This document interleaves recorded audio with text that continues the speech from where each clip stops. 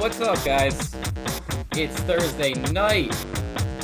It is fantasy football preview time. We're still doing division previews. Tonight, I'm talking AFC South. You'll see those teams right there on the screen. We're talking Texans, kind of, and you probably know why, but we'll get to that in a second. We are talking Colts, Jags, and Titans. They're a little bit more interesting for fantasy, so appreciate everybody stopping by. If this is your first time, if it's not your first time, either way, if not already subscribed, if you could click that button and help me out. It takes 1 second, and you'll get your notifications for when I'm live, which is every Thursday night around this time. We'll see what my schedule ends up being when we get close to the season. Last year I was doing Sunday morning fantasy football preview streams around 11 a.m. Eastern. I plan to do that again. I did those over on Twitch last year. Will I do them on YouTube or Twitch? We'll see, maybe both. We'll have to see what happens there. So, everybody, welcome in. If you're new here, if you haven't seen one of these shows yet, basically what I'm going to do is we're taking big picture view. I'm not really ready to talk about my actual position rankings yet. We're talking about, what has changed with these teams. I'm going to go through projections. Jared, what is up? So I'm going to go through projections for every team, even though Houston to start, I don't even know where to even begin with them, so you're not going to see much in terms of projections. But basically, you'll see here that I'm going to go through the major guys that you need to consider for fantasy. I'll talk about projections, and I have some film ready to go.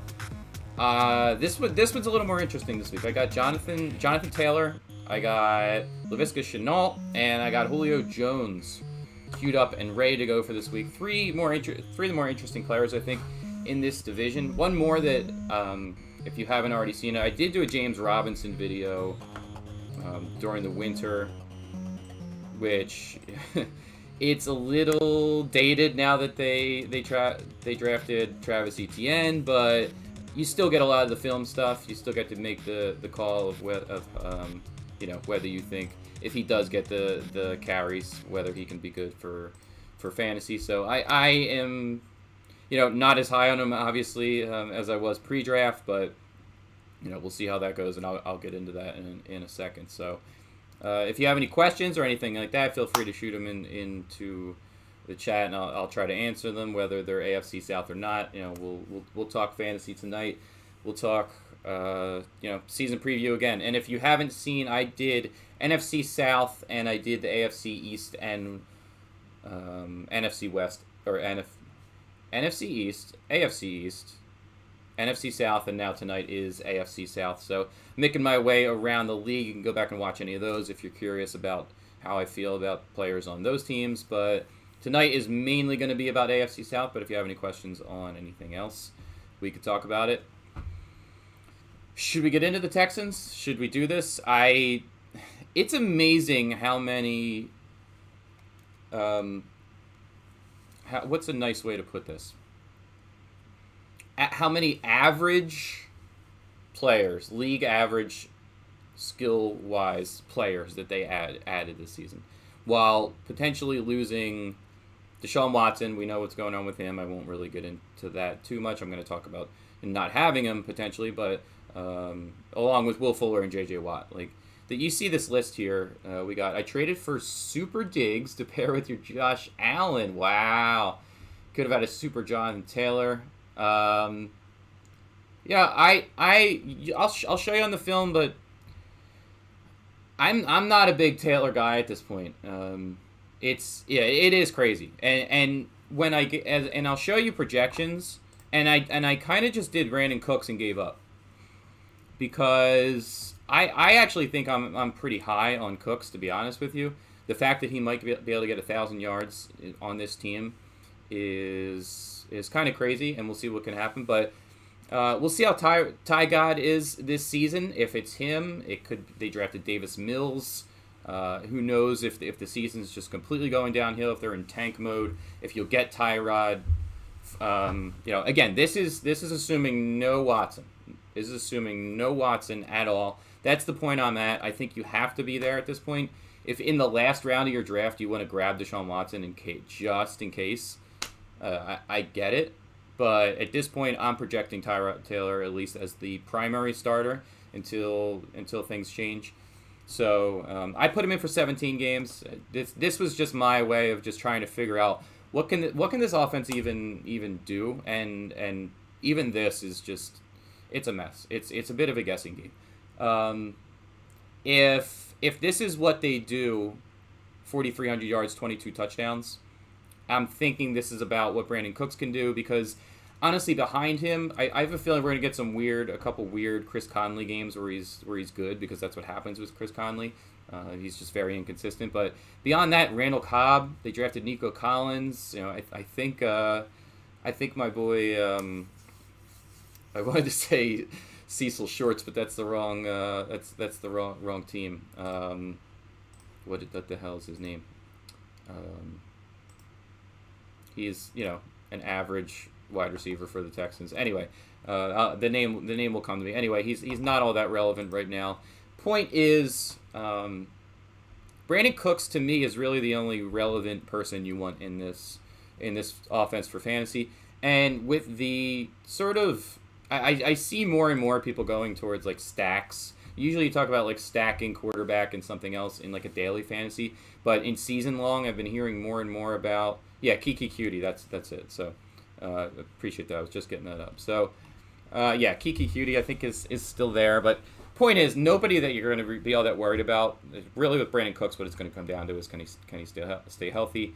He actually played a decent amount last year, but I feel like he was just banged up a lot of weeks, a lot of questionables that you were dealing with. So the running back position, though, David Johnson at the very beginning of the year looked good. I was surprised at how good he looked. I got rid of him, and I thought in fantasy in a league, and thought, did I actually make a mistake? And turns out I probably didn't. David Johnson might eat up some carries for this team because they're really not going anywhere.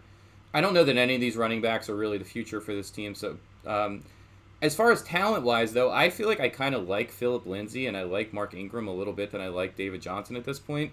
I don't know how it's going to shake out for the Texans, but if it's a three-headed monster, it's on a bad offense, it's just nothing you really want.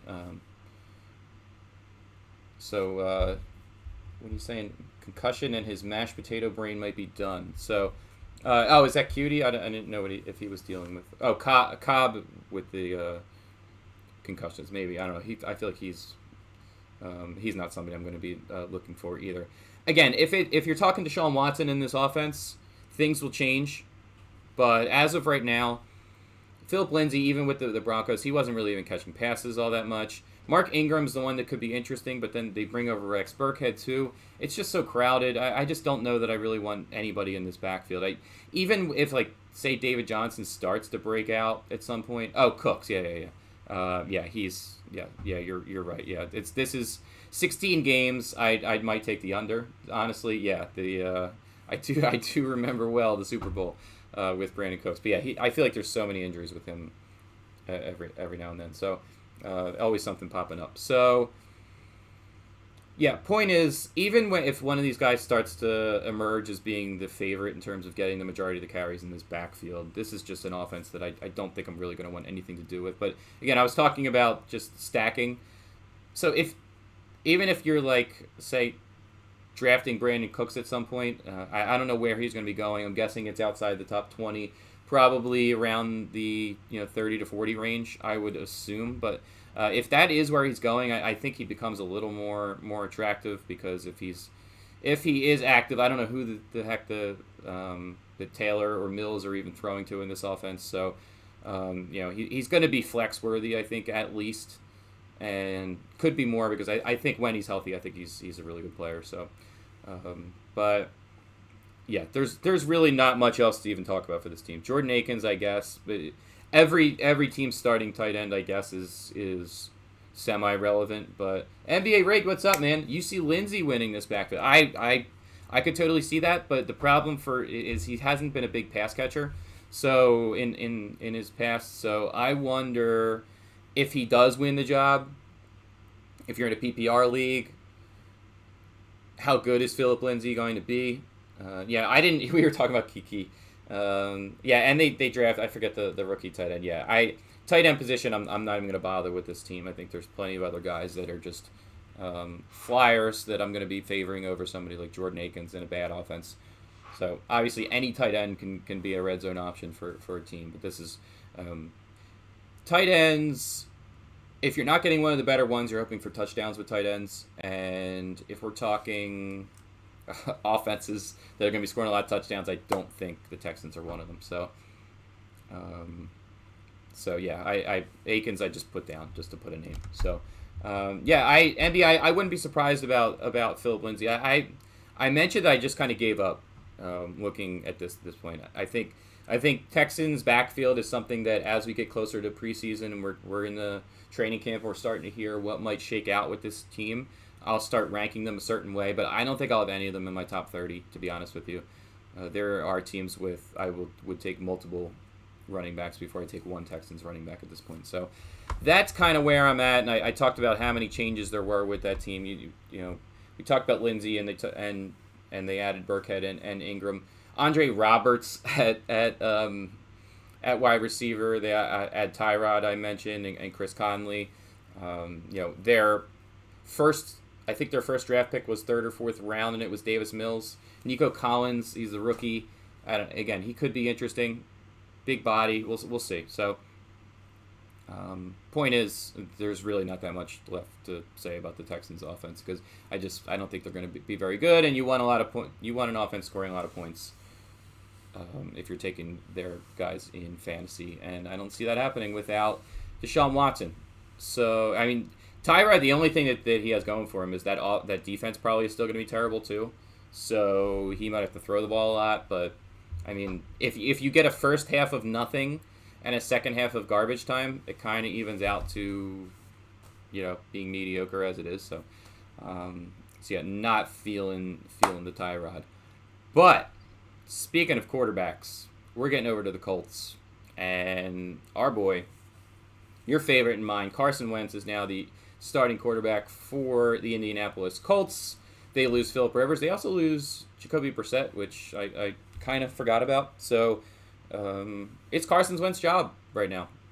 And as an Eagles fan with that trade, we'll see if MVP Wentz gets back to that MVP form. They add Eric Fisher in the draft. They go primarily defense to add to that already good defense. So offensive side beyond the quarterback, we're not really looking at many changes. So NBA saying they will get a quarterback in return for Watson. Teddy might be coming to Houston. I don't know. I guess if you're the Texans, do you even care about getting a quarterback in return, or are you just trying to get draft picks because you're not going anywhere this year anyway? Tyrod's fine. I don't think he's that much worse than Teddy. I think some people might even argue they're about the same, or some people might even think Tyrod's better. But Teddy's fine. We'll see what happens with the Broncos because they might have a trade in the works if they end up getting Aaron Rodgers. Speaking of teams that are up in the air, I'm going to be next week talking, I think, about very soon I'm going to have to talk about either the Broncos or the Packers, and I think I might have to do like a Packers with Rodgers and Packers without Rodgers projection when I get to them because Michael, what's up, man? Appreciate you stopping in.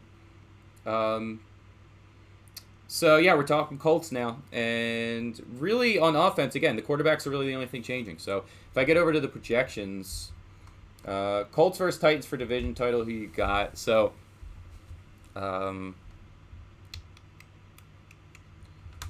probably Colts, I think. I don't think the Titans' defense is very good.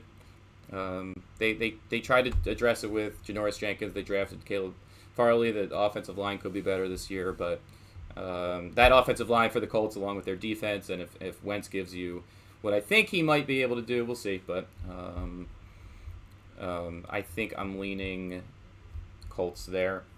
So here is what I got. So Carson Wentz, and I should bring this up. I think, given my formula, I have him at about a 62% completion percentage. And if you look at Wentz's career, he was under 60% last year. But let me see. I should have this up in a second. That's not exactly what he's been for his career. 2 years ago, 64%. 2018, 69.6%. 2017, 60.2. 2016, 62.4. So, yeah, 57.4% last year, which was bad. So, I don't think he's going to play quite the same way that Phillip Rivers played with the Colts. Phillip Rivers behind that offensive line had a lot of time to throw. I think, I don't know that he will play quite the same way. I think he does sometimes play a little bit of hero ball where Rivers, he would take his shots every now and then, but I think Carson Wentz is going to take a lot more shots. He's not going to be near the Phillip Rivers higher completion percentage, but I think in this offense, hopefully with Frank Reich again, they get something right here, and Carson Wentz is able to maybe not recapture 2018 Wentz magic, but we'll see. Even 2019 again. I think people with the offensive line injuries, with the wide receiver injuries, what he was able to do in 2019, I think gets overlooked a lot.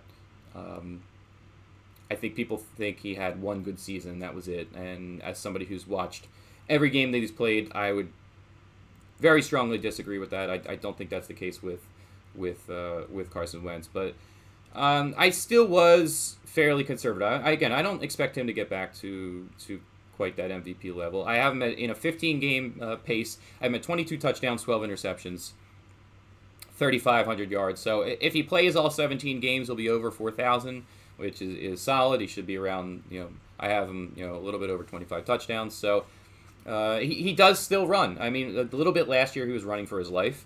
But he's still going to run a decent amount. 255 yards and 3 touchdowns is what I'm projecting him at. Again, that's in 15 games. That's probably average to above average of what you're going to get at the quarterback position from most players. So he's going to give you a little bit with his legs. So I think if Wentz does this, I think especially in a 12-team league, if you're drafting 2 quarterbacks. Maybe even where you're only starting one, if you're going to draft a second one, I think Carson Wentz is worth a flyer at the very end of your drafts. I think, again, I do a upside and a safety score with all these guys. I have an upside, so 1 to 10 scale. I have Carson Wentz at an 8 out of 10 upside, which I think pretty much is like saying that I think his upside is a top 10 guy, which I think he can do. I think there were weeks when Phillip Rivers was really solid in this offense, and I think there is the chance. We're talking upside. I think there is the chance that Carson Wentz returns to close to what he was doing prior to last year, and that he becomes fantasy relevant this year. So, I think he is draftable, but if it's like in the first 3 weeks, if it looks bad, you can just cut bait. You can pick up somebody who's been trying to bounce back. So. Why do you have nothing projected for the wide receivers? Yeah, so I haven't done anything for the tight ends yet, but T.Y. Hilton I have on a 15-game pace. So if he plays 17 games, I think he could be a 900+ guy. Paris Campbell again, he's actually one that I look at that I want to put him higher because I'm just not a big fan of Michael Pittman. I think Nyheim Hines is going to be getting back to catching a lot of balls. I think Jonathan Taylor is going to catch a lot of balls. So, I looked at this myself, and I look, okay. I think there are other guys. I forget who else it is in that offense, but I don't project out these 5 or 6 players are going to take. Are going to take all of the yards. I think you have to factor in a lot of the random guys that will be stepping up. But yeah, again, this is lower. This is factoring in injuries. So I think I'm probably low on Paris Campbell. That's the one that I actually really want to bump up higher. This is kind of a baseline just to get me started, and then And then once I maybe can go back in and I'll start to see, okay, if they do play 17 games, what can they do? This is just, this is projection. This isn't really factoring in upside. I do factor in about the middle range what I think they can do, whereas where I could see them easily doing a little bit worse or better than this. So I think T.Y. Hilton could easily be a 1,000-yard receiver. I think Michael Pittman could take a step forward. I think Paris Campbell absolutely could take a big step forward. You see that with my upside scores of 8 for all of them. So I think there is a lot of upside in this offense, but as my projections, just to kind of get me started, I don't really have any of them. I think there is a chance that it's a different guy every week, kind of that deal. So I don't really know that I see one guy really emerging from the pack is where I'm at. But Paris Campbell is one that I have to kind of take a look at and say, if he plays 17 games, what can this guy do? Because I do think that game at the beginning of the season last year, he looked good. He had some moments in his rookie year. So we'll take a look at that, and that is something that I was looking at. But again, 15 game pace. I'm gonna get Jack Doyle. I'm gonna get the other tight end who I was starting to really like last year for the Colts, and of course I'm having a brain fart again, and his name is escaping me. Mo Alley Cox. That's who it is. I actually liked him at certain points. He's a good big athletic dude. So. We'll see what happens with the tight end position. One thing, I mean, with the Eagles, the quality of tight ends was better. I think you could easily say that Zach Ertz and Dallas Goedert are better players than what they have for the Colts. But I don't see a lot of people all that high on the Colts tight ends, and I do give Jack Doyle an upside of like 7 because I do think. If Carson Wentz plays kind of like he did in Philly, there could be a lot of targets for the tight ends. So I'm looking at him and Mo Alley Cox and seeing if someone from there might emerge. They might be bye week fill-in guys, but we shall see there. So on the running backs, so I'm going to get into this in a second, but Jonathan Taylor, I have for, as you can see, in a 17-game pace, over 1,200 yards, 10 touchdowns, and then 35 catches for 378 yards and a touchdown. So this puts him borderline running back 1 territory. And I'm going to show you a little bit more of Jonathan Taylor in a minute. This is a tough one for me because it's not all about a single player's talent, because you have to look at the situation around them. And if they go to Jonathan Taylor like they did down the stretch, he averaged about in his final.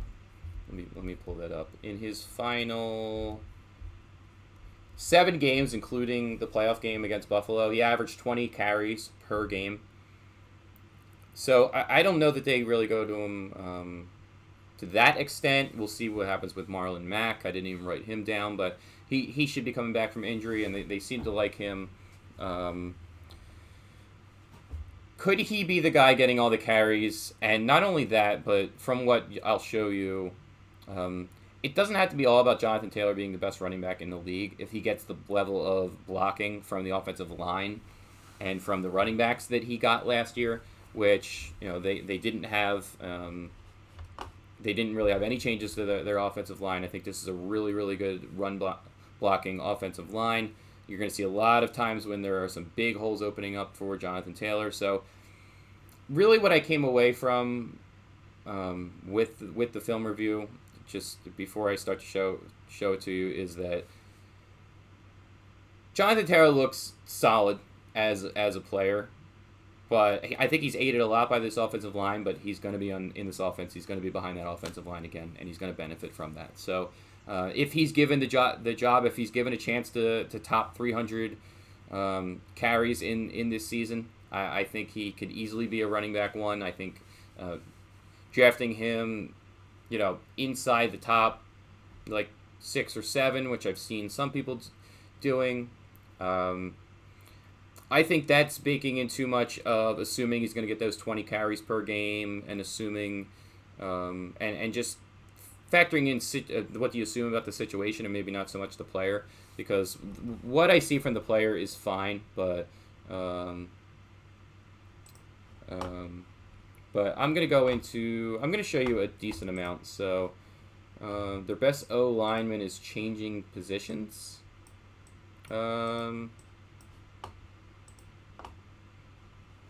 Yeah, that I don't know. Isn't. Yeah, Fisher's. I'm sorry. Yeah, Fisher. I mentioned when I was going through the each team's changes. Yeah. So yeah, Fisher.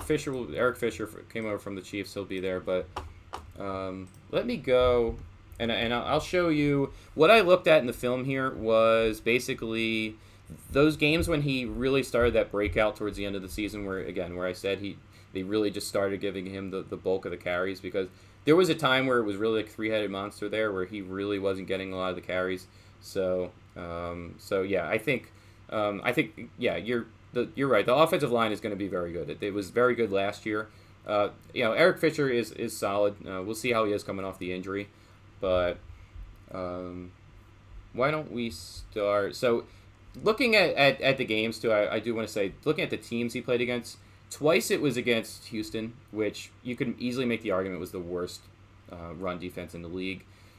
He had 253 yards in a game against Jacksonville, another pretty bad run defense. That was in Week 17, where I feel like we might have had a lot of guys with their bags packed and ready to pack it in for the season. So he did have 150 rushing yards against the Raiders. That was a below-average rushing defense. He was okay against Pittsburgh. He was okay against Green Bay. Those are both average run defenses. So he took advantage of some good matchups, got a lot of carries. So, but why don't we get into it now? So Week 11, the first one that I'm going to show you is against Green Bay. We'll jump to 13:59. Now, what you're hoping to see is, not a lot of this. So, before I play this for you, you got 8 guys here around the line of scrimmage. This isn't great. This is what I saw a lot of. I saw a lot of this against Green Bay, where they basically were tempting Phillip Rivers to throw it deep, and he really didn't. There wasn't a whole lot of room to run in this game for Jonathan Taylor. So I kind of want to just start with that one, just to give you a preview of kind of what I saw a lot of this game versus Green Bay. Again, they were about, going back and looking at the statistics, they were about an average run defense, and he had about an average game against them. So I didn't show you the screen. That's the first time I've done that. So appreciate that. So just really quick. About 8 guys in the box here. Really not a whole lot of room for him to run. And yeah, I don't know what he's supposed to do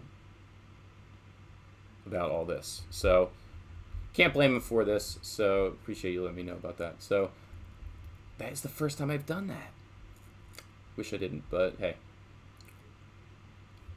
Yeah, when he does have room to run, he's definitely better. So this next one is going to be an example of Jonathan Taylor having a lot more room and being able to actually do something with it. I think it's the very next play, actually. So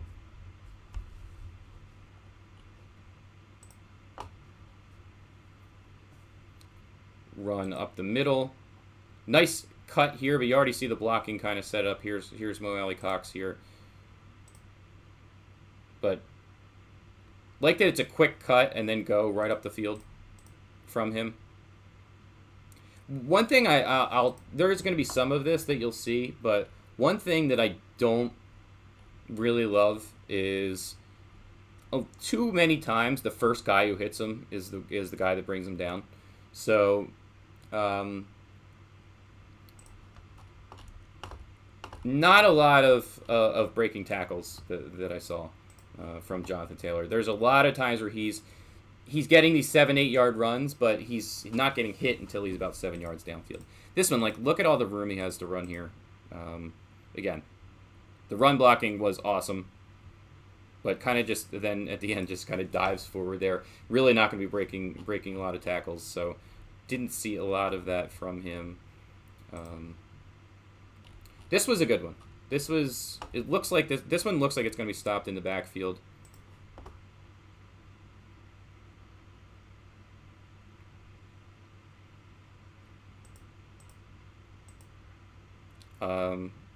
It's designed to go to the right, but you see this big hole over here. Oh, I'm sorry. He doesn't even cut that back. That's where he cuts it back. Okay. Yeah, there's kind of some arm tackles there, but so this would be the example, I guess, of him breaking tackles there. There's not a lot of this, but he does find that small crease and is able to get upfield for some extra yards. Wentz got to hit the one-on-one guys downfield is the key to success. Yeah, I mean, Wentz's play, definitely, absolutely. And I think them opening up the offense, I think them opening up the offense too is going to be big. Again, there were a lot of stacked boxes because I don't think they respected Phillip Rivers taking too many shots downfield. So next one we're going to go to, I think this is week 13. I think this one's against the Texans, the first of those games, and again, he did really well against the Texans. I want to show you this because if you're looking at like from a receiving wise, what's he going to do? You might see this on the box, stat sheet on the box score and see, oh wow, like you're going to see 39-yard touchdown, but I mean this is how open he is on this. No one's even looking at him, and sure. He has the speed to beat the safety for the touchdown, which is nice. But, I mean, if you're saying, is Jonathan Taylor a great receiver and you want to, like, is that the example you want to show? It's not a bad play, but, there's really not a whole lot that he had to do there on that one. So, 434 in this one. I won't show too many more of these, but I just want to give you examples of just how all these good runs with these huge holes. I mean, nice job here to like avoid Watt coming in there, but I mean, the hole is huge, and then the first guy to touch him breaks him down. So.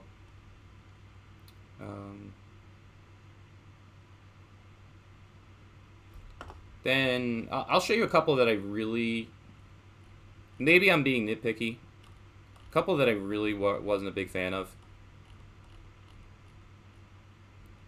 We're going to, and I think they're pretty much back-to-back plays.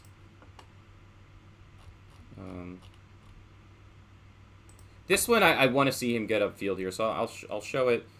Watch the hole opens up, and watch this little kind of like hesitation move that he has. He kind of like looks to his right a little bit and then goes like he's like expecting something or someone, where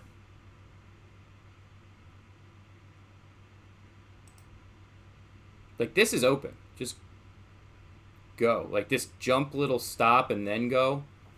Like he could have easily gotten another like 5 or so yards out of that, and then again he doesn't really get any extra yards because the first guy that comes in to get him brings him down. So that I don't really like too much. And then I think this next play is the one where I would just like, again, I'd like to see him break some tackles.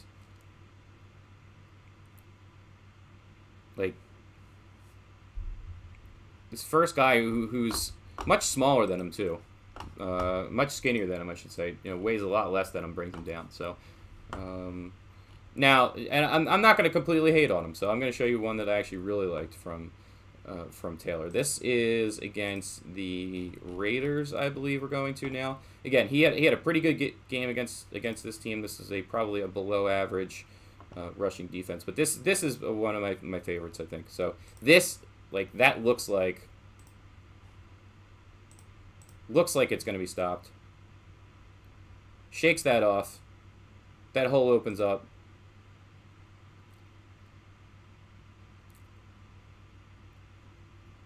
takes the whole team basically to bring him down. So really like that one run. That's what I wanted to see more of from him. You know, that's definitely not the norm from watching these games. So all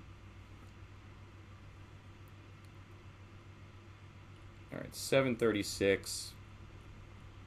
Another touchdown. This is 62-yard touchdown. So he shows speed. I'm not going to say he doesn't show speed here, but and I don't want to crap all over the guy. And he's going to have this good offensive line again this year, so it's not like he can't do this again. But as a player, say if the offensive line starts getting some injuries and stuff like that, if I think that that's when you start to look at it and say, can we still trust Jonathan Taylor? And I would maybe have a little bit of hesitation from there. You know, can Marlon Mack maybe last year if he was healthy, could have been making a lot of the plays that I'm going to show you. So I don't know that it's Jonathan Taylor doing anything special, but again, he's going to be in this offense, going to have that offensive line behind him. So, I mean, look at that. The speed, yes, absolutely. To actually finish that's awesome. He showed a lot of speed there. But, so someone who's not as fast maybe gets, maybe 30, 40 carries or 30, 40 yards on that. But to get the touchdown there too, it's really good. Did he create a whole lot with his legs there? Well, I don't know. So we'll now go to week 15, which is Houston again. I got a couple more from these. Actually, I want to get to the Jacksonville game. I don't know if you saw it on my Twitter, but again, he had 250 yards in that game, so there's a good amount to show you from that. So honestly, no, there's really not much from week 15 that's worth showing. So I will jump to the Pittsburgh game. 12:32. Again, the speed is good on this run. He's able to get to the outside here. But defense, nowhere to be found out there. No one's even close. So it's cool. It's good. But yeah, again, like what did he do there that another running back couldn't have just done as well? I don't know that there was really much. So 451. I'm gonna show this one. The defense wasn't great here.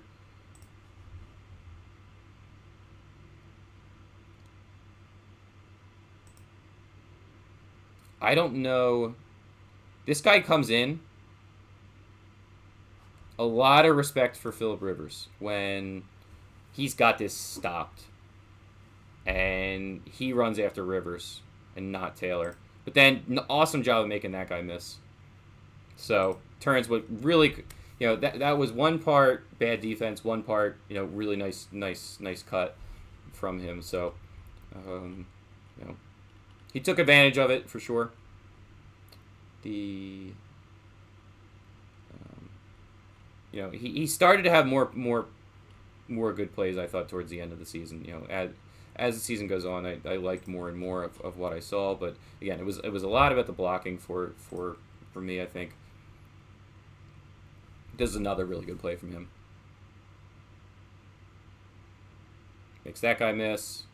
Takes a couple more guys to bring him down. So again, so he's got some moves. He can make some guys miss, but he doesn't seem to be running a lot of people over. So and he's a bigger guy, and you would think that he'd be able to, but it really doesn't seem to be much of his game. So now for some fun, I'm going to show you Jacksonville.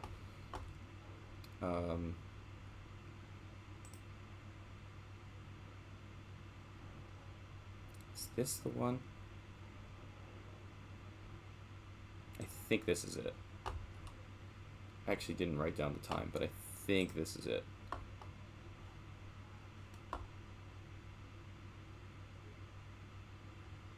Yeah, this is absolutely it. So I want to slow this down because I do think it's a good run. It's a good run. Watch the cornerback number 34 come in here. It could have at least gotten in the way, but I guess you could credit the juke here for making him fall. So it's not open over on this side. Cuts it back outside. And 34, I guess he thought he was going to come around the edge. You'll see him coming in. And all you got to do is just kind of step up. And not only step up, but like, I guess maybe he didn't even know that Jonathan Taylor had the ball. Because he's running up this way and maybe to contain. So, maybe that's his job to stay out there, and people inside screwed up and got blocked. But he falls. They eventually do catch him. He doesn't quite score. So the speed, was good there, but not great. I show that because I need to break down this next one. And our buddy 34 comes back in a big way. This is the last one. So I know I did get a lot of more tape from him, but I think it's important because he's a guy you've only seen one season of, and he's somebody who's being considered as a borderline first-round pick. So I think it is important for me to say why I probably won't be picking him that high, and I want to give you a decent look. So this is great. So that guy who kind of fell. Again, I showed this on my Twitter, but I think it's worth showing again. So first we'll do the because I'm a big tape nerd here. So exactly. And this is the point. People are going to look at the stats for 250 yards in a game, but against Jacksonville, I think a lot of it had to do with the defense being poor. So if you look at the stats alone, this is why I want to show this. So you got the three wide receivers here. You don't see them right now with T.Y. Hilton's lined up out wide. So this causes 6 guys on this side of the ball. You got 4 on this side and the cornerback out there. So you got a mismatch sort of or you have space on this side. You don't have a lot of guys on this side of the ball.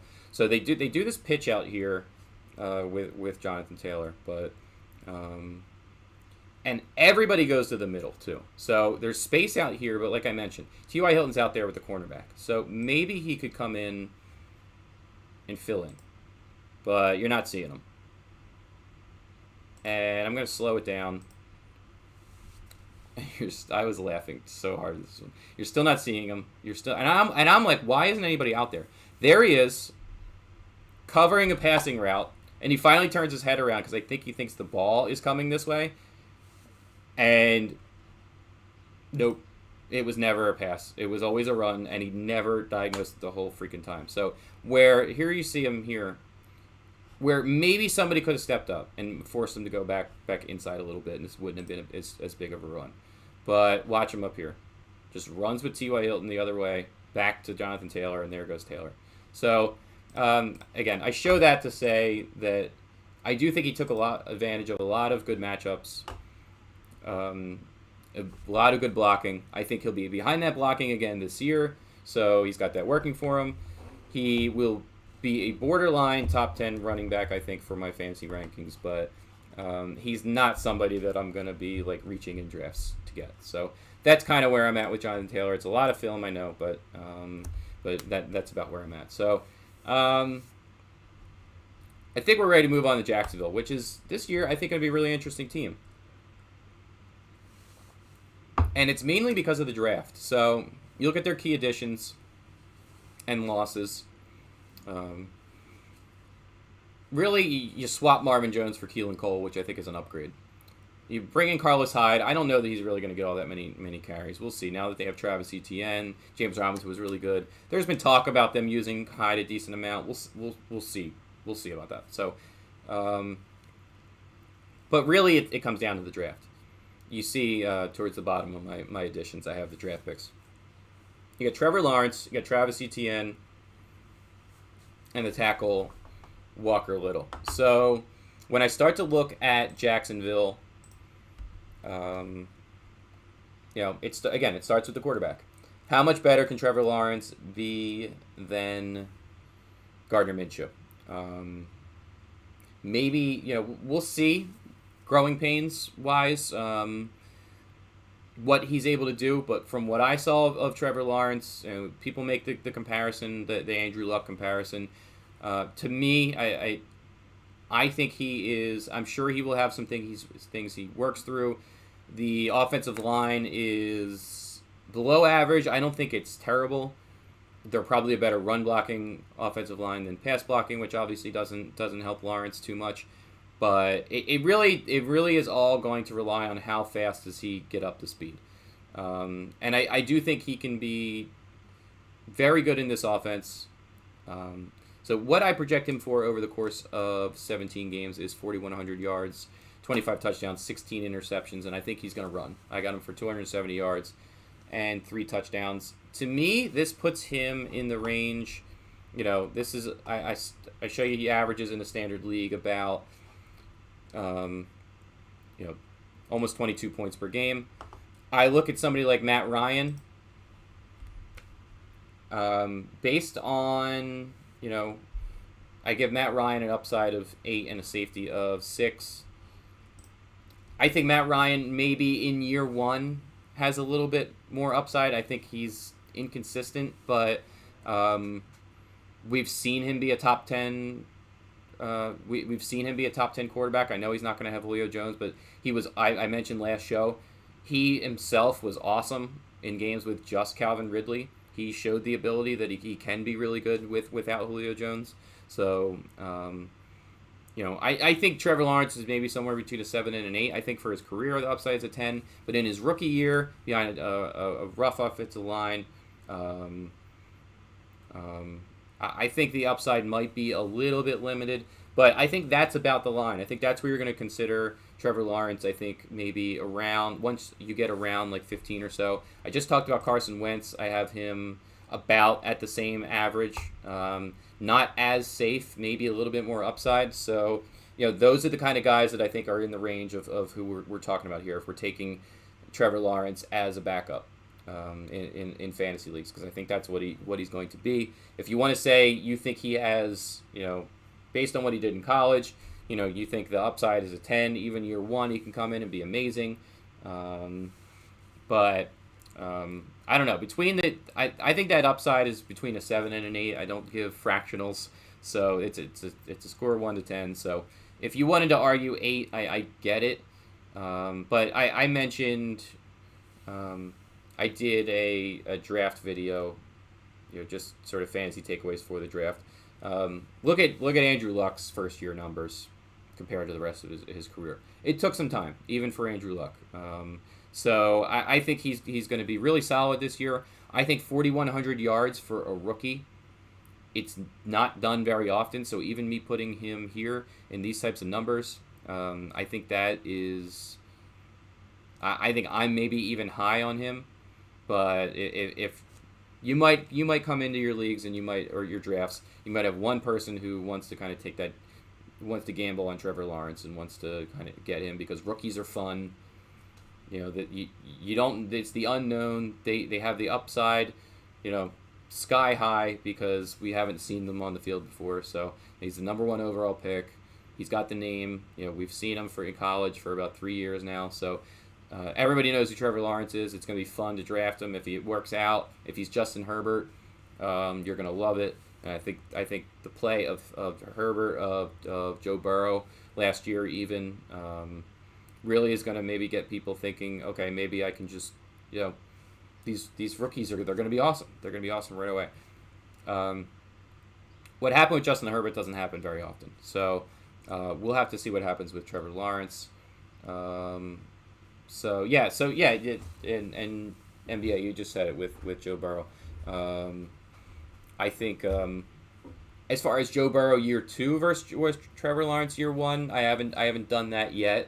But I think Burrow is going to be in that same range as Ryan, as Lawrence, as maybe even Wentz, as some of those fringe top 12 guys. I think there's probably going to be from around 13 to 20. I think they're all going to be kind of very, very packed in for me. And to me, that's where you start to look at upside. So I think Joe Burrow's got that upside. I think again. I think a lot of these guys do have a decent amount of upside too. So, I think Baker Mayfield's the one. Actually, I have a Baker Mayfield video on my YouTube as well that I probably have Baker above all these guys. I'm a believer in Baker Mayfield. I think he's going to put it all together this year. So, and then as Trevor Lawrence goes, I think is how the offense will go. The offense will go, and specifically to segue into the wide receivers. I think DJ Chark is probably the best of the bunch because I think he's a better downfield threat. You'll see in a PPR league, I might have Shenault and Chark a little bit closer, but I do think they both are similar in upside and safety. DJ Chark missed some time last year, so as far as safety goes, you got to hope he's going to stay healthy. Laviska, what I worry about with him, and we're going to get into some Laviska tape in a second. It's not going to be as long as Jonathan Taylor, I promise, but I wanted to take some time with that too because I barely talked about Houston because they're just not all that interesting to talk about. So I had the time there, so I wanted to get into that. So with Laviska Shenault, there's a lot of rumors about Travis Etienne playing wide receiver.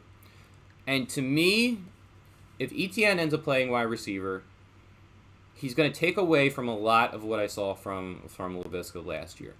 That worries me when it comes to his safety, whereas short yardage stuff, get the ball in his hands, let him go. There are different players where Laviska he's got some good speed, but he's really, really hard to bring down, and I'll show you that in a second. Etienne is quick. Etienne reminds me, I made this comp and it's kind of a little bit how I tried to set up my projection with Travis Etienne. He's Jamal Charles to me. He doesn't need a lot of carries. I project him for 92 carries on the season and have him at 440 yards. I think that worked out to 4.8 yards per attempt. So I think you just got to get the ball in his hands. And I as you see from the receiving projections, I have him at almost 60 catches and 430 yards. So yeah, Curtis Samuel, another type of guy. Yeah, so maybe he's in the backfield and they do some shovel pass kind of stuff to him. Maybe he takes direct snaps. There's a lot of different ways you can use Etienne, but what I worry about from a Laviska perspective is that is also the way that you use him. So does the presence of Etienne end up hurting Laviska? I think it's possible. So whereas I think the upside is there, I don't think he's all that safe. I do give him in a 16-game pace. I do give him almost 70 catches for 800 yards and 6 touchdowns because I think just because that's what he did last year with the short yardage stuff, it doesn't mean that's what he has to do this year. You got a new coaching staff, new offense. Do they decide to open things up a little bit? Did they let him get downfield a little bit more? I don't know that I really saw on film him. I didn't watch every route he ran, but I watched all of the targets from last year, and there weren't a whole lot of downfield targets for him. So I don't know that he ran those routes. I could try to get that data, but there wasn't a whole lot of that I saw last year. So there was a little bit. I'll show you some, but and Marvin Jones will be annoying if you draft DJ Chark or Laviska, or really in the running backs too. So again, I talked about Etienne a little bit, but I think James. I see some places where Etienne is projected as to lead the team in carries. I'm not going there. I'm absolutely not going to go there, and I am especially not going to go there once I hear them talking about playing Etienne at wide receiver, because to me, that shows that they feel like they can still use James Robinson at running back. Coaches came out after, Urban Meyer came out after the draft and talked about Travis Etienne as a third down back. For some reason, they drafted him in the first round. I don't know that I draft a third down running back in the first round, but that's what they did. I think James Robinson still gets first and second down work. So I have him leading the team in carries by far. In rushing touchdowns, I think he could still get a decent amount of receptions, but this is still, because of the threat of Etienne, this is still going to put James Robinson outside my top 20. I think he's going to be around 25-ish for me. He's probably going to be sort of a flex guy that has some running back 2 weeks here and there, but Can I just explain the route tree difference between Shenault and Shark? Yeah, so I'll show you what you're getting from Shenault.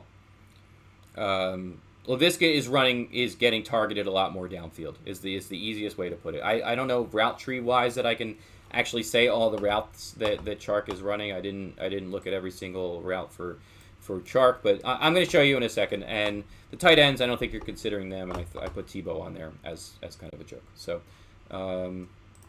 So here is where I will show you the Laviska stuff. So I will not forget to put this on, and I will start with week 1 because why not? So again, maybe a couple plays from each of these games, and he doesn't even play in each game. So first one is. So you're going to see a lot of this kind of stuff. So, in motion, here, quick, in motion, get him out of the backfield, have that little, like, almost like a running back, like a wheel route. So, you're going to start to see, I mentioned, just get the ball in his hands. That's what you want to do. And my browser is freezing. This is the example of what you want to do here. Touchdown in his first game. You're going to see catch over the middle, and then once it's in his hands, he's immediately going upfield. So gotta like the ability to get that little yak ability after the catch. So. And yeah, this is what I don't know, and we can't know at this point how much they're still going to do stuff like this. So, because now they have ETN, who I think they might use in a lot of similar ways. So, this is him in the backfield. This is just, he's a running back. And he looks good. But there's a lot that I saw from him. I think he does a little bit of everything really well. And I'm really curious to see if they do start taking those shots downfield with him. So this one I think he shows really good hands. You can always find where he is with the dreads there. But nice curl route, and it's a low throw, and he goes down and gets it before it hits the ground. So I like that one. But yeah, a lot of the things I picked out are giving you a good sense of every little thing that Laviska I think could do. So I'm going to show you this one from this view, and this is again the yak ability. So I'll pause it at the catch. So 2 guys closing in on him. Okay, nice little curl, nice play. Nope. Gets 10 more yards. Like, this is what you love from it. But again, it's a lot of shorter stuff. You're seeing a lot of curls right now, stuff like that. So Tebow will take away 3rd down receptions. So we'll see. We'll see about Tebow. So I could skip that. A couple more runs I was going to show you from the. Actually, no. I will show you at least one, just one. 6:31 and. Yeah, why don't we do that? Because not just lined up at you saw earlier you saw the pass when he came in motion. You saw him lined up at running back, but here you'll get some of this too. Just straight up handoff in motion, which really works out. Look, unlike Jonathan Taylor, he almost never goes down the first time he's hit. Almost never. Like the amount of tackles that he is breaking, he's awesome from that perspective. Like his strength, his balance, like great.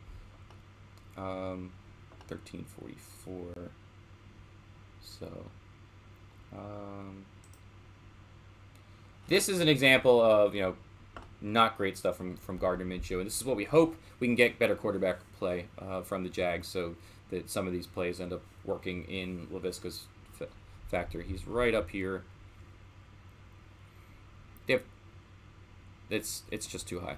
You see from this perspective, here he gets coming across the middle, good route, but yeah, no, he doesn't give him a chance. Doesn't give him a chance to catch this. So, I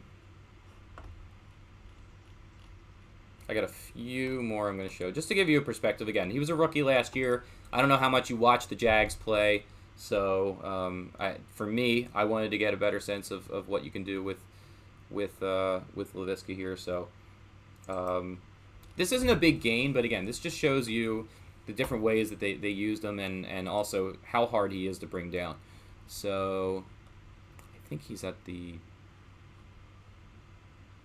bottom of the screen. Oh, yeah, he was in the backfield. Sorry. So, this is sort of like a running back screen here. Only like a 3-yard gain, but look, 1, 2, 3, 4, 5, kind of trips him up at the end. So, again, there's a lot of different ways that they use them, but the problem is it's all close to the line of scrimmage. And statistically, in fantasy, this is a good one. I got a good one for you now. You're going to get more value from those deeper targets because they're more likely to result in touchdowns, to result in more yards. So it might make a lot of sense. It might be common sense, but so here again, get the ball in his hands. Love this. Again, he's hit as he catches it.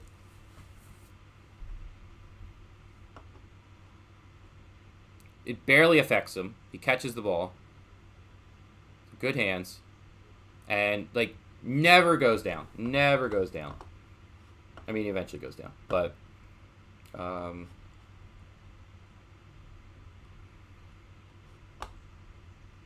one more of those that I'll show you.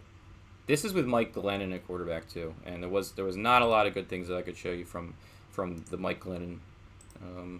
Not a lot of Mike Glennon highlights, I'll just say. But you'll see, you'll notice, I'm not just skipping the downfield throws. Here he is at the bottom. The number of guys it takes to bring him down.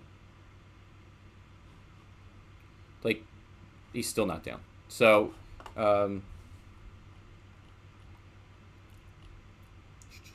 this is probably the best example I can give you of deep stuff, and then I think we could kind of move on because you get the sense.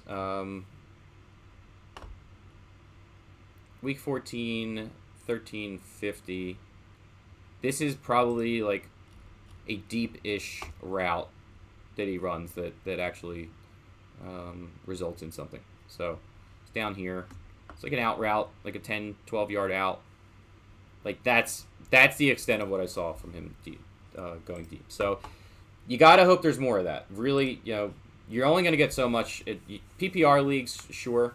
You'll get the rushing yards for here and there, which is nice. But again, my worry is that's the role that Travis Etienne ends up playing. That you get a lot of that stuff where he's lined up at wide receiver and gets the throws in motion. Where it's the wide receiver screens to him. Where he's again, Laviska's not in the backfield as much because you got Etienne and you got James Robinson. So that's what I worry about with him.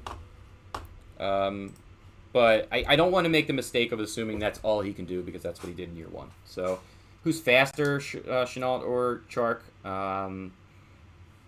I think straight up speed, Chark. I've seen a lot of good juke from Shenault, and again, he's really hard to bring down. So it's tough. But you don't see James Robinson's pathway to 32 receptions. Etienne and Shenault will take all that third down. Yeah, it might be a little high. But I think he showed ability to be pretty good receiving wise. So, yeah, we'll have to see there. I might. You're right. I might be a little bit high on that. I'll take a look at that. But yeah, as far as the running backs go, just to finish up on that, I do have Etienne as being the higher upside guy because he's a home run hitter. I worry about Robinson's upside with Etienne there, with Carlos Hyde there. But I do think Robinson might be a little safer because I think you are going to have those games from Etienne where maybe he gets 5 carries and he only ends up getting 17 yards and a couple catches. So if he's not getting a lot of carries, you have to rely on the home run plays. You have to rely on the catches. So that's tough. That's tough. So I don't think he's as safe, but I think he does have higher upside from week to week and possibly over the course of the season, because if he's getting more attempts than James Robinson, then the sky's the limit for ETN. So because I do think the run blocking is pretty solid too. So last team I'll get to, and I probably have about 20 minutes left here, are the Titans. And the Titans, I think, are pretty straightforward, except for the fact that you lose Corey Davis, you lose Jonnu Smith on offense, but then you bring in Julio Jones in the trade. And you also bring in Josh Reynolds, who it looked like was going to end up being a wide receiver 2 for the Titans, but now not so much. Caleb Farley, I think that's a really interesting pick for them at corner. I was kind of torn on him. He seems to have some upside, but really hasn't played a whole lot. Is pretty raw. And then Dylan Radune's the tackle, so to hopefully help shore up that offensive line, which is already pretty good, and you're gonna hope is gonna get even better. So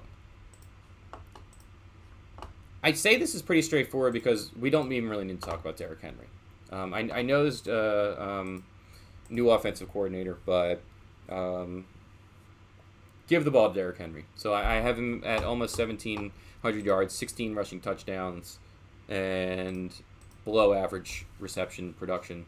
To me, out of the people that I've done projections on so far, again, and you look at the upside and safety, I have upside of 10 and safety of 10. He's been the number one guy before. The number of carries he gets, no one's probably going to touch him. Yeah, Jonathan Taylor actually is one that could. We'll see what happens there. But the amount of, especially in a standard league, safety-wise, no one's going to touch him from rushing attempt-wise. So he's as safe as it gets in the standard league, I think. So, and I think he could easily be the number one overall guy. As in standard leagues, the only person right now that I think I have above, and I've done half the league now at this point, the only one I think I'm going to have above Derrick Henry is Christian McCaffrey. So I have Derrick Henry. I do project injury a little bit for McCaffrey, even though this is the first time he's really missed time.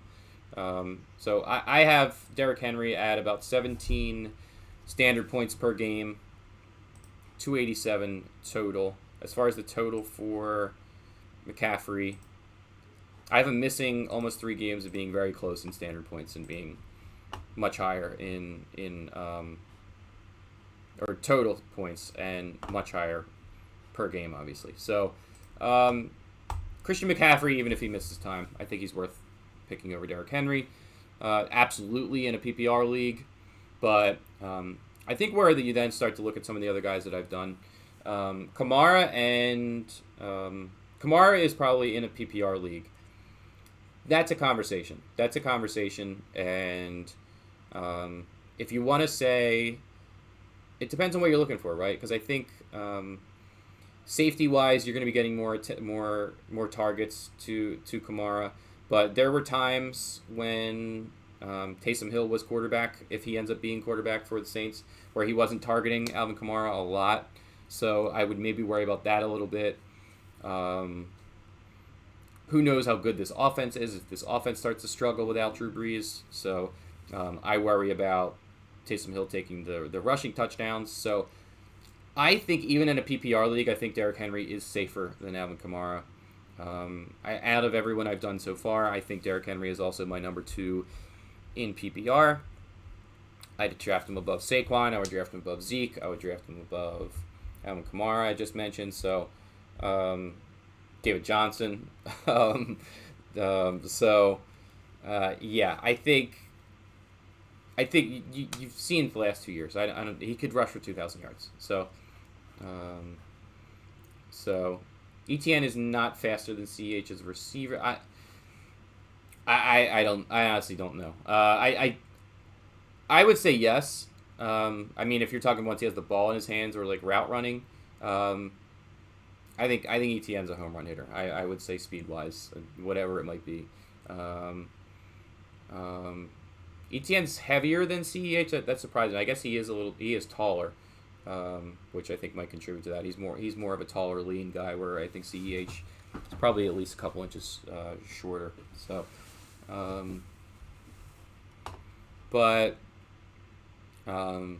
getting back to the Titans, I think Tannehill with Julio Jones, I think there's an argument to be made for him as a safe option as a quarterback one. Problem is when you're getting to that point in your fantasy drafts, I think when you're getting to the point where you're outside maybe the top 10 fantasy quarterbacks, I think you're looking for upside from there. You're not looking for a lot of safety.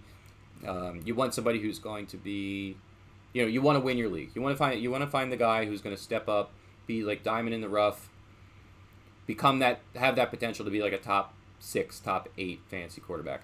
And maybe Tannehill can do that with Julio Jones. Maybe he can. But to me, he's more of a safe guy, which is weird because I think Tannehill early in his career was by no means anyone would say he's safe. But you look at what he's done in the season and a half he's been in Tennessee. He's been really, really solid. He's been really consistent. He gives you the rushing. He gets a decent amount of rushing touchdowns, even with Derrick Henry getting 15 plus. He gets a decent amount of rushing touchdowns. Would you take the upgrade of Julio Jones over Corey Davis? I would at this point, and I'm going to show you some Julio Jones for people who think that he's cooked. I'm going to show you some of what he did last year. I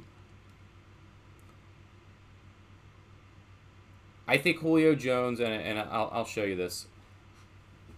He's not Tyreek Hill. He's not going to win with his speed, but he's open a lot, and he doesn't have to be very open if you just give him the ball, because he's a big target, because he has good hands, because he adjusts the ball well. He has just great instincts. He makes everything look easy at the wide receiver position when the ball is thrown to him. So, having said all that, I have him below A.J. Brown. A.J. Brown is one I'm struggling with because so 2 years ago he averages about 20 yards a catch. Last year it was about, I think, 15 or 16. I don't have it up in front of me, but somewhere in that range. Based on what I saw from Julio Jones last year, I think there's a very good chance he is getting a lot more of the underneath stuff. But A.J. Brown can do that, and he can get deep. And he can break a lot of tackles, as we've seen. A.J. Brown, even with Julio Jones, is going to be a borderline top 5 fantasy wide receiver for me. And somebody who, depending on what position you're targeting in fantasy drafts, is a borderline first-round pick.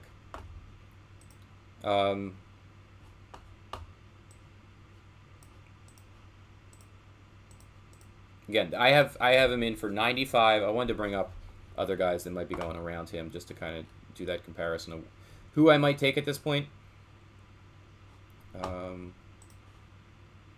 So at wide receiver in a PPR league, right now, Devonte Adams looks like across the board the number one. With no Rodgers, I think you could make the case for A.J. Brown. I think I would still take Adams, but I don't think it's crazy to make the case for A.J. Brown over Devonte Adams without Aaron Rodgers, if Rodgers goes to Denver, for instance. Tyreek Hill and Diggs, I'm still taking. DeAndre Hopkins, I'm probably still taking. DK Metcalf and A.J. Brown are very, very similar players. And I think I'm leaning A.J. Brown in that situation. It's really, really close. I'll let you know when I get to the projections for DK Metcalf, but I think that one's really, really close. I think Calvin Ridley is close. I mentioned how much I like Calvin Ridley last week. I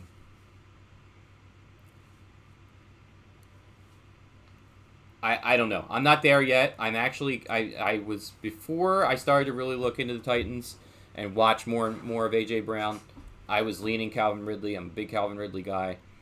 I'm tempted to go A.J. Brown over Calvin Ridley. It's going to be really, really close, but I think both of them, if you don't take a wide receiver in the first round, I think they'll be awesome options. in the second round in your draft. So I really like both of them. But I think A.J. Brown, I have him as an upside of 10. And safety of 9 because honestly, Julio Jones has been, last year he missed a lot of time. He's getting up there in age. Could happen again. I think A.J. Brown does a little bit of everything. What was it? He missed, I want to get this right. He missed 2 weeks last year, and he had 11 touchdowns, 70 catches, about 1,100 yards. And this was with Corey Davis kind of playing out of his mind. I think Julio could sort of do the Corey Davis from Julio Jones could do the Corey Davis from 2020 impression. He could basically I think that the production could be very, very similar. If Julio Jones misses time, it's the A.J. Brown show, and it's on. And I think A.J. Brown could lead the NFL in touchdowns. I think A.J. Brown's an awesome player. I'm the more I look at it, I'm not too worried about Julio Jones being there. I think he's going to be a top 10 guy for me. I think I don't know that we've even seen the best of A.J. Brown at this point, based on what I've seen. So that's kind of where I'm at with that. I wrote in Anthony Fercer. I don't know that I really saw anything last year from him that leads me to believe that he's going to be somebody I'm going to be targeting drafts. But again, he's maybe somebody if you're in a deeper league, maybe somebody you throw a dart at him. So I've got about 10 plays I'll show of Julio Jones last year. I think you've seen plenty of Julio Jones over the years, but there's been a lot of like Julio Jones is cooked chatter, and I kind of wanted to see if that was the case. And what I came away from this film, the reaction I came away with, like I mentioned earlier, he's not running these go routes that he's wide open for. It's a lot of shorter underneath stuff, but he's always open. His route running is awesome. He doesn't have to be all that open to catch the ball because he's got really solid hands and he adjusts to the ball well in the air. So I think the more I look at this move to Tennessee, I think it actually works well because A.J. Brown can be more of a downfield threat and let Julio Jones get a lot of that stuff underneath. So, but really, and then beyond that, it's Fercer. Like I don't. It's Josh Reynolds. Like I don't know who else you're worried about getting catching passes there in Tennessee. So I think both of them could have really solid years. I think Julio is probably going to be a wide receiver 2 for me, like a mid-range wide receiver 2. And I talked about where I think about A.J. Brown, but let me show you a little bit of this. So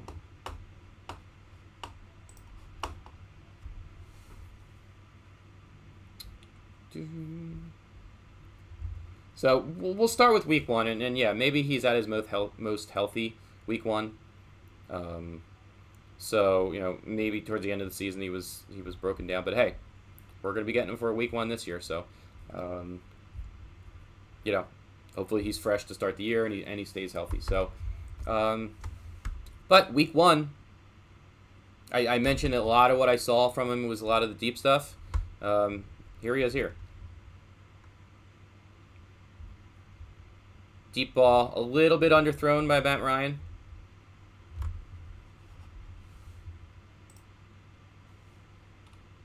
But beats his man. Showed good speed there. So I don't think he looks cooked there. I think he could still run a go. 354. He could still get up for the ball. I think this is the end.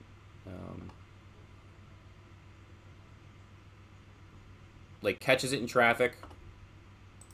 Again, yeah, like strong hands. Like the guy comes in there at the end to try to knock it away, and he still hangs on to the ball. He can still run a good route. I'll show you.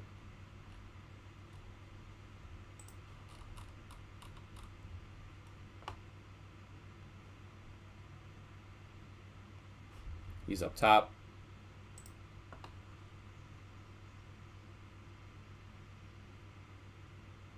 And goes down for the ball and catches it.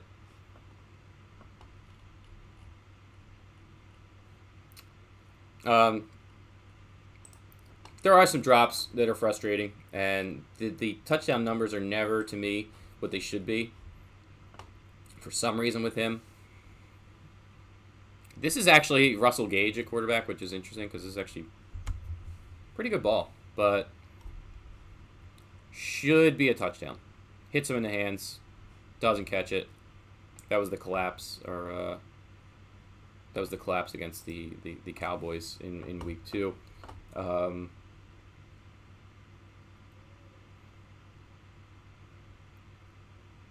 856 week 6.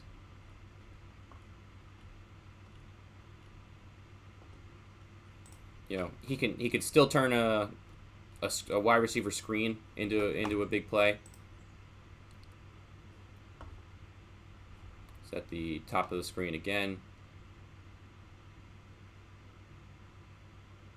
This ends up being a 23-yard gain. It's good blocking, but you know the speed is there for him to, and the acceleration to catch that ball, and then get going upfield again.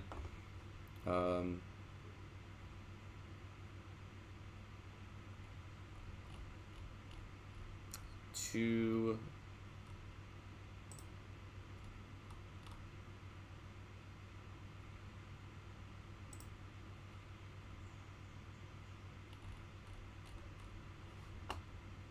214. This is a busted play, but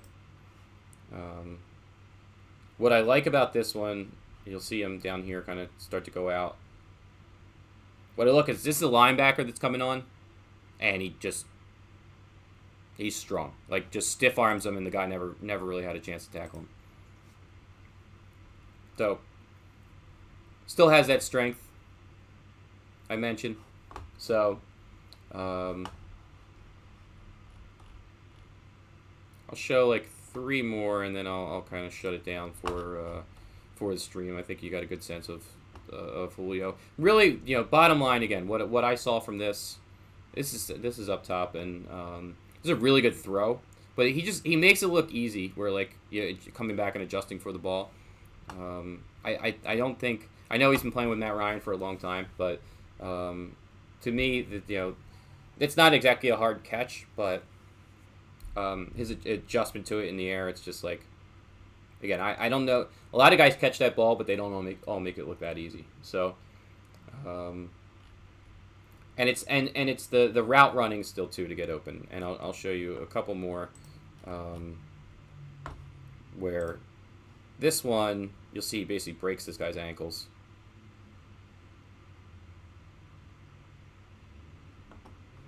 And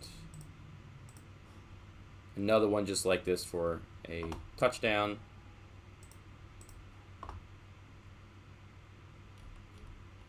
So the route running is there. You're going to see another one. Inside, back outside. Completely loses the defensive back. Touchdown. So I liked a lot of what I saw from Julio Jones, but is he what he was when he was at his peak? Maybe not. Is he still going to be an awesome wide receiver? I think so. And can the Titans offense support 2 really good fantasy wide receivers? We just saw it last year, so it absolutely can. And if they decide to open it up a little bit more, it could be even better. I don't know if they will. I think you run Derrick Henry as much as you can, but we'll see what ends up happening there. So I think maybe the upside isn't there for Julio. Maybe he's not going to be a top 5 guy. I don't think that's really in the cards this year, unless AJ Brown goes down, and then it's probably going to be all Julio from there. But I think I think Julio Jones. I have a safety or an upside of 9. So again, that's sort of like a top 10. To me, that's like he could finish as like a top 10 wide receiver, maybe top 5 to 10. So safety 8 because again, it's not the most. He had the injuries last year, and it's not the most up tempo, offense for him, and he's not really, he also hasn't been like a big touchdown guy to support being taken as like a top 10 guy. So I do think he's relatively safe though. So so I know the. I know you're giving me a hard time about the Taylor film, but I just really wanted to. He is a guy that's getting. We've only seen 1 year of him, and he's getting considered as a top 10 running back, and I think it was worth showing a lot of that. It's not just a couple plays. It's a lot of that, and I could have even showed you way more. So, but yeah. So, Tannehill top 10 quarterback. I think if you take Tannehill as a top 10 quarterback. I still want to take somebody else who might have more upside, like,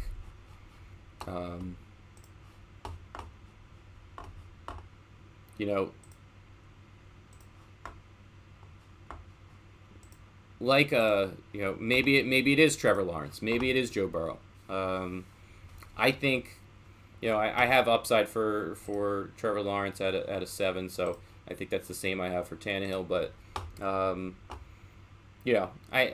I think, like I said, I think Trevor Lawrence is between like a 7 and an 8 for upside. But I'm gonna look real quick at some other running back or some other quarterbacks that are going, where they might be going. I'm gonna look at Fantasy Pros as I think they have like a consensus out of a lot of experts. So this gives you a sense of like where these guys are getting ranked. So. Currently, Ryan Tannehill is quarterback 11. He's after Jalen Hurts and Tom Brady. I think that's around the range. I think that's around the range to me. After Justin Herbert, Aaron Rodgers, Russell Wilson, Dak Prescott, a lot of the guys that are going to be going top 5. It's before Matthew Stafford. That's a tough one. That's where like if you're in say a 10-team league. I love going Tannehill and Stafford, because I think Tannehill is safer than Stafford, and I think Stafford has definitely more upside. Stafford could be awesome. I'm a Stafford apologist. 13 is Burrow, 14 is Matt Ryan, 15 is Trevor Lawrence. So, 16 is Kirk Cousins. That's one like that's not the kind of guy you and Cousins at 16 compared to Baker Mayfield at 18. I think I'm going to be getting a lot of Baker Mayfield at the end of drafts. I do think they opened it up, the offense, a little bit for him towards the end of last year, and I thought he was really good. I think Baker Mayfield could be awesome. If they like pull a Bills and just say, all right, we're going to start throwing the ball a lot more. I don't know that you'll do that because you have Nick Chubb, but I think Baker Mayfield's really good. I would throw a flyer on Baker Mayfield at the end of the draft if you're drafting Ryan Tannehill. So I think if you're taking somebody around, Tannehill's better weapons than Stafford. Yep, probably. But Jared Goff has had top 10 upside in that offense, and I think you would definitely say that Stafford is better. Better quarterback. Stafford's a better quarterback than Jared Goff. It's not all about weapons. Daniel Jones has some good weapons now too. Because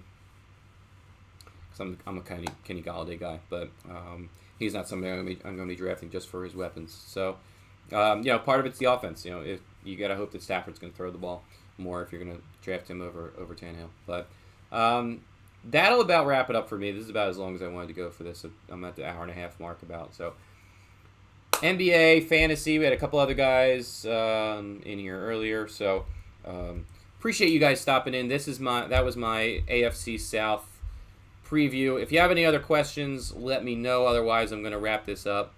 I I think it's Packers time next week. I think it's finally going to go NFC North. So I will probably do a